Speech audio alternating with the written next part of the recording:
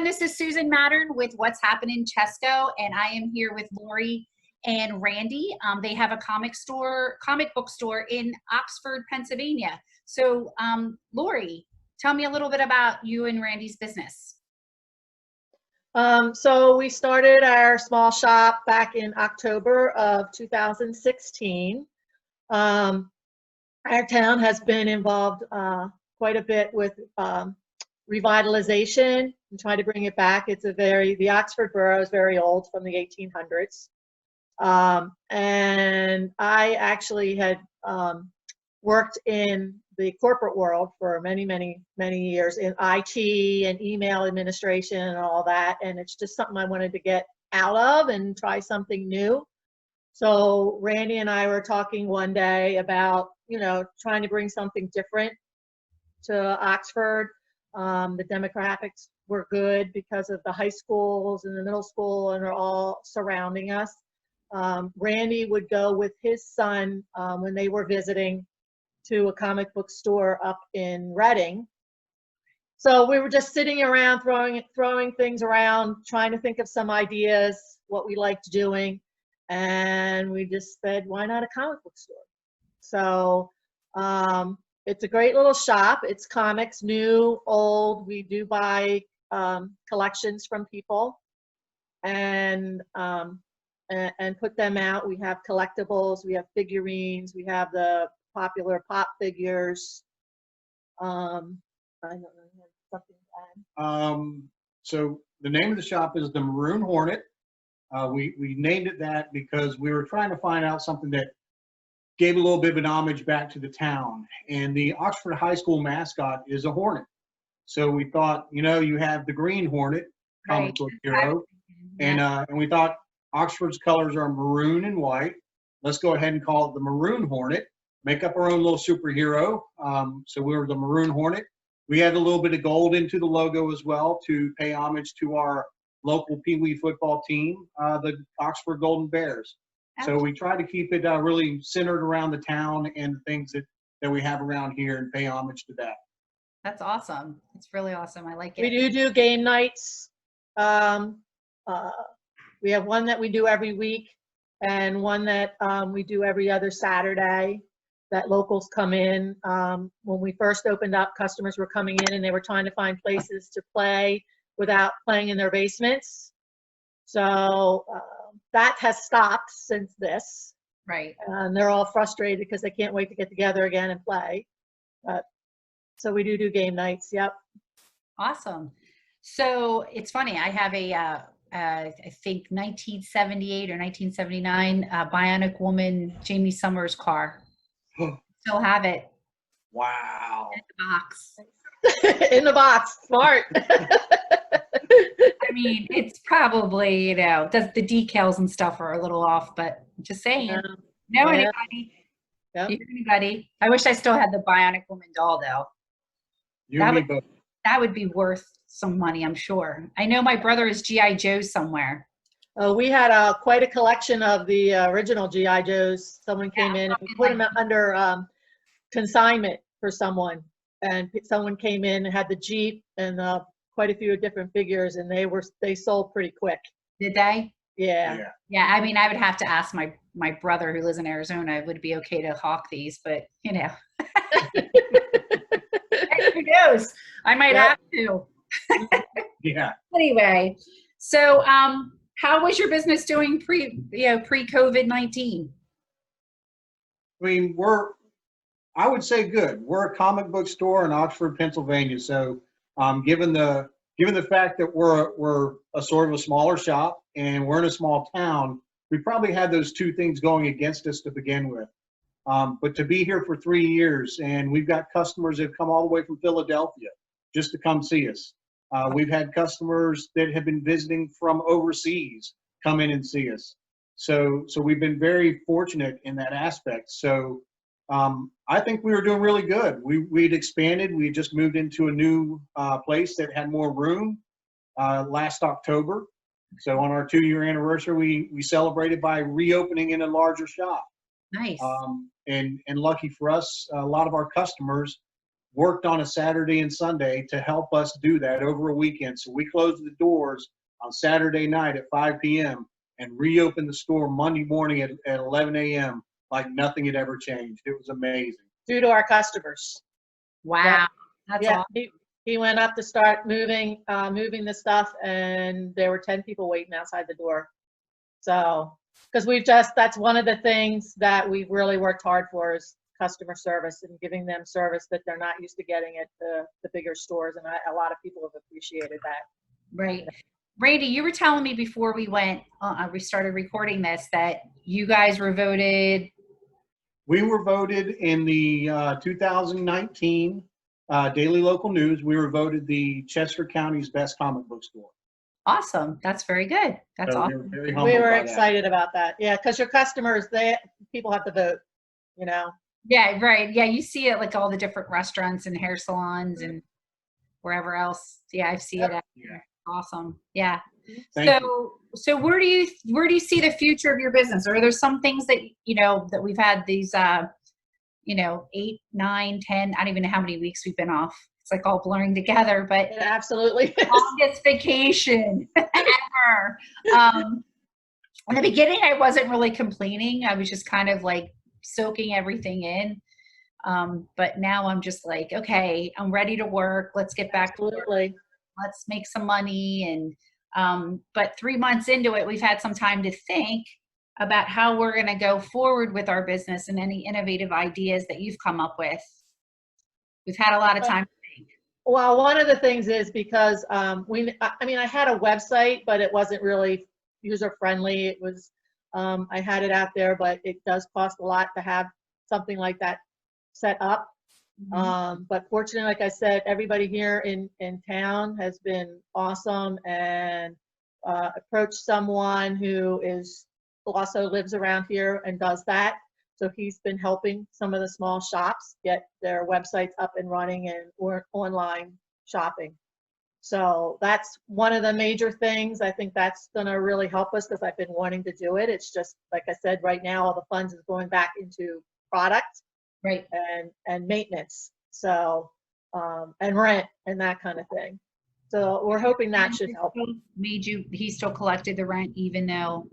Yes, but he worked something out with us. It wasn't like we had to have it all at once. So, he's a really great guy, and he's in a situation we understand. Now he's in a situation because he's still got to pay it. Right. So, but the banks, if there's any sort of loans out there, the banks are kind of. Yeah, and I don't know if he's done that or not, so I haven't reached out to him again, but we've been able to work with with that. Fortunately, like the first month we had, so it shut down, but the last 2 months we've done this. Yeah, worked out. We're getting to a tipping point now. Yep. On what we're going to be able to do next. Right. Yeah. Right. Because we're just the money's not coming in. Right.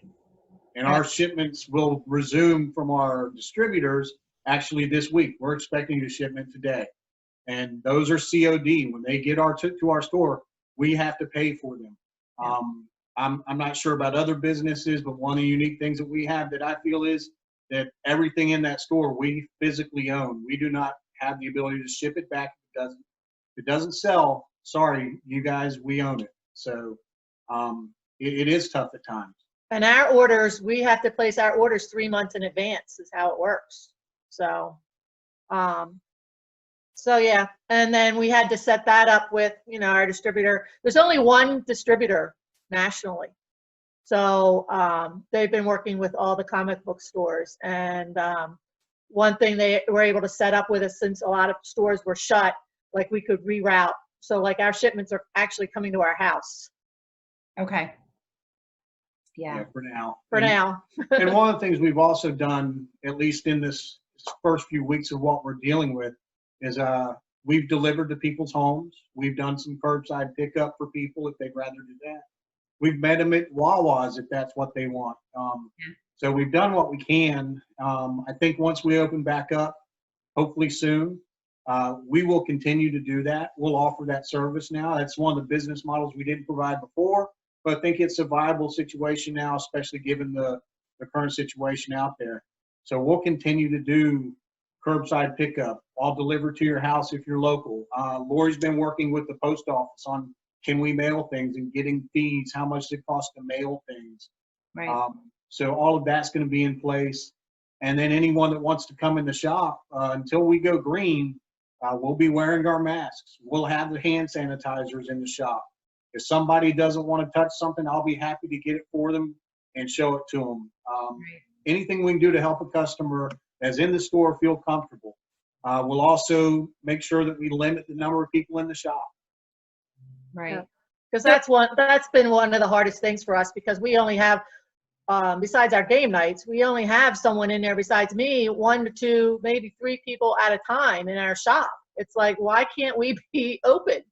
Right. And I When get you've got hundreds of people going to these other places, you know, and they're like, oh, you're touching. Well, they're touching, and the other big stores are not cleansing every night when people leave, I can truly say, just because I've been doing some like delivery, like Instacart and stuff like that, just to supplement my income when I didn't have anything coming really in. Right. And the only one that I can truly say that is on it is Wegmans. Yeah. Right.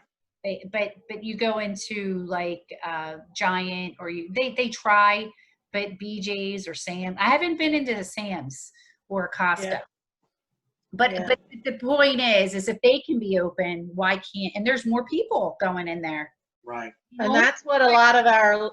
I'm sorry. Go ahead. The only place that I saw that was doing like the number thing was Home Depot the one day, and I felt like I was going into Disney World. I was like, "Woo, go ahead, here we go." Yeah, it's excuse me. It's crazy. It's a tough situation because, as a small business owner, you see people say, well, these businesses that want to open up don't care about people's lives. They're greedy. And it's tough because, Lori and I both have parents that are in the demographic and age range that's vulnerable. And I care about my parents. I love my parents. They still live in Florida, which is open. So I hate to see people say that we don't care about the elderly, we don't care about lives, because it's not that we don't care, it's that we're questioning the rationality behind the decisions on why some places are open yet we're not. Exactly. And that's the only thing. We definitely care. Yeah, my mother's 87, and I haven't been able to spend time with her because I'm still respecting it. So I haven't spent time with her in weeks. Right. So my parents are 79. My dad's 79, is diabetic, and my mom is 75, going to be 76, or she's 76, going to be 70. No, she's 70. She'll be 76 in August. Anyway, they drove across from Arizona because they were stuck in Arizona. They were going to come back March 20th. And then I said, no, stay. So they ended up coming the end of April, and so my brother's a car lot in Arizona. He got a car for my son. Right. And they drove that car across country. It was a great Honda Civic, no rust, no, because it's not nose elements, northeast elements. And they drove cross country fine. But my mom had it, like when they went to get gas, they put like a Wawa bag. We got a bunch of bags from Fry's so they could use that, and then she threw it out. Right. Even when they went to the hotel room, they stayed at one or two hotel rooms, two nights. They stayed at different hotel rooms. She went down with wipies and stuff. So, I mean, you talk to other people in other parts of the country, and they're out like it's, they're still like. My mother actually went to Walmart last week. Stuff going on, but yeah. My mother actually went to Walmart last week because she couldn't take it anymore. You can't. It's like caging an animal, and if you're not sick, then you don't need to be quarantined. If you're sick, then you need to be quarantined. If you're sick, you should be wearing a mask. If you're not sick, you should not have to wear a mask. And you should be out. And if you're that scared of this, when the percentages are so minute, more people die of the common flu. Mm-hmm. They do this. Mm-hmm. It's just I think it was so rapid and so contagious. I just had an uncle pass. He was in a nursing home. He just passed from type A flu last month. And it was type A flu, and they didn't put it in as COVID. No. Mhm. So some states are stopping that. Like it has to go through the medical examiner. I hope so, because it's not right. They can't call it because they were calling everything COVID so they could get more money. Yep. And the numbers went up. So it looks like it was worse. Yep.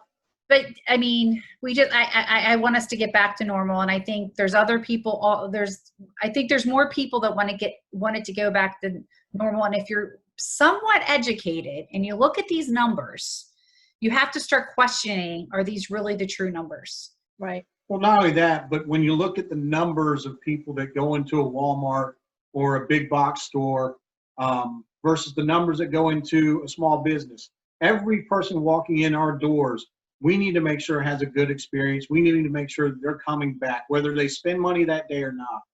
And we care, and it would show in what we do to keep our store clean, to keep it, sanitized, things like that.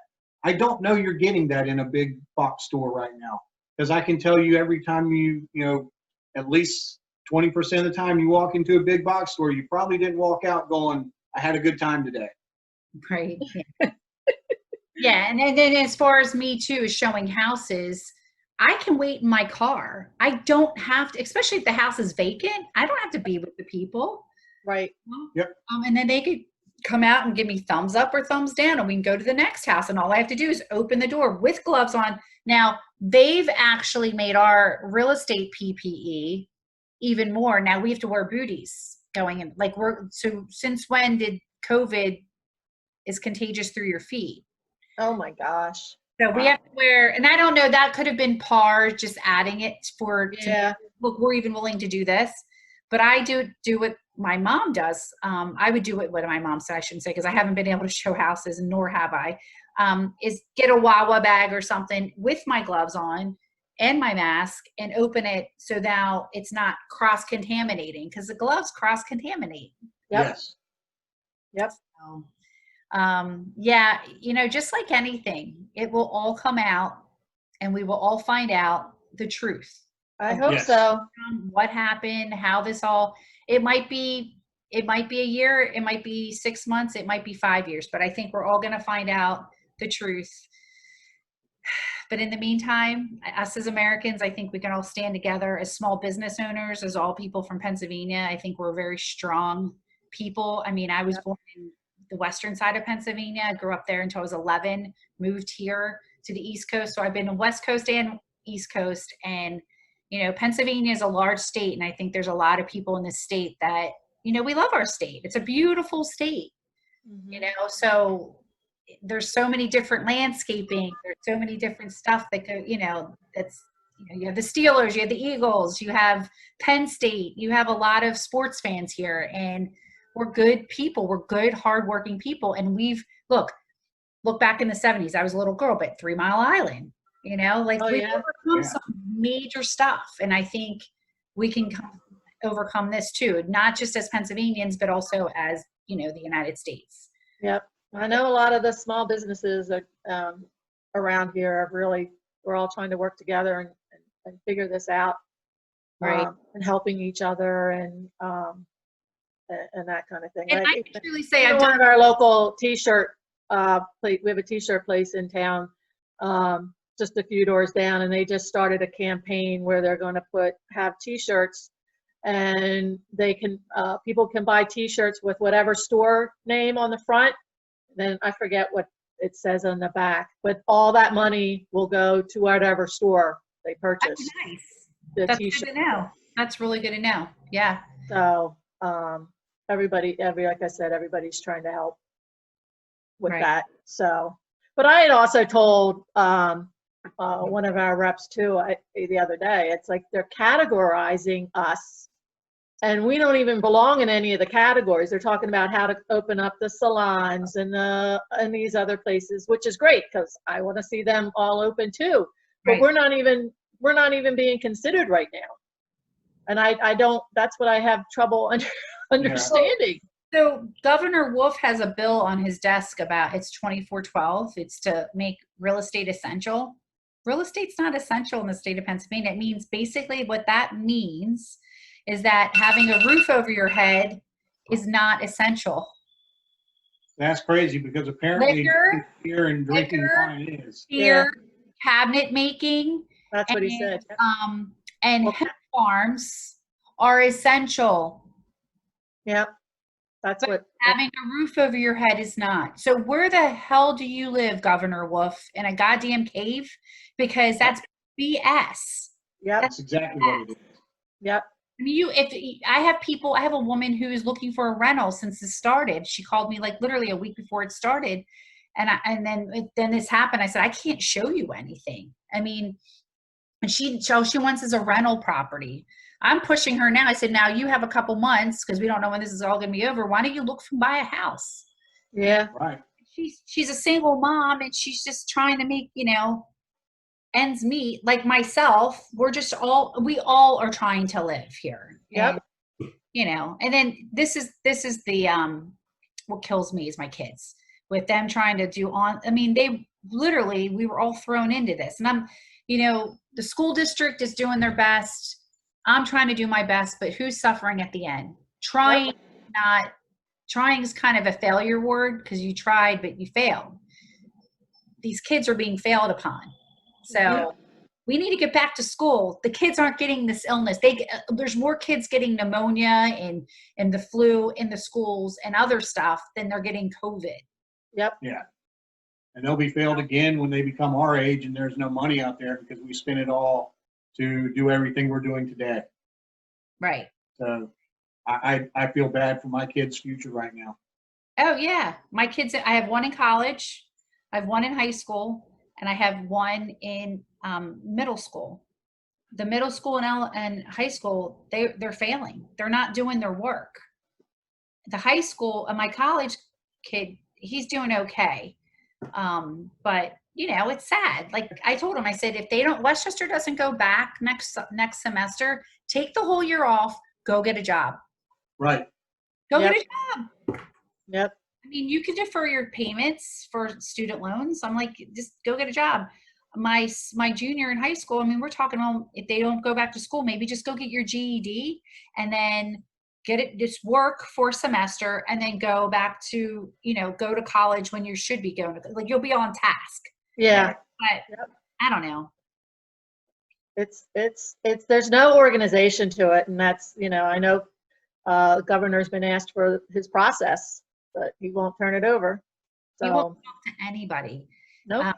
Pennsylvania Association of Realtors was suing him. It went to the Pennsylvania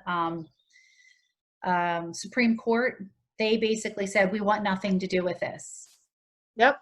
That's happened more than once. I've heard. I know it's not just Yeah.